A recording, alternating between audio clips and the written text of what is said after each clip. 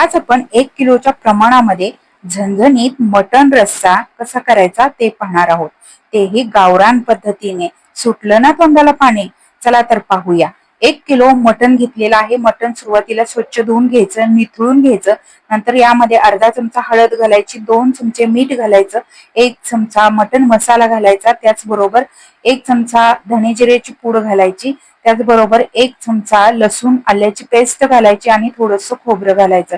हे सगळं व्यवस्थित मिक्स करून कुकरमध्ये साधारण 4 चमचे तेल घालायचं, यामध्ये सगळं मटण घालायचं, व्यवस्थित हलवून घ्यायचं, वरून झाकण ठेवायचं, छान वाफ काढून घ्यायची।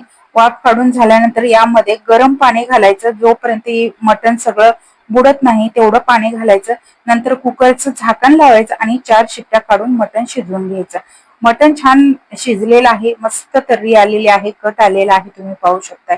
आता यामध्ये आपल्याला फक्त काळं तिखट आणि थोडंसं खोबरं घालायचं आहे। तर सुरुवातीला आपण थोडंसं घातलंय, तरी सुद्धा मी थोडीशी भाजी पातळ दिसते म्हणून यामध्ये खोबरं थोडंसं घालते आहे।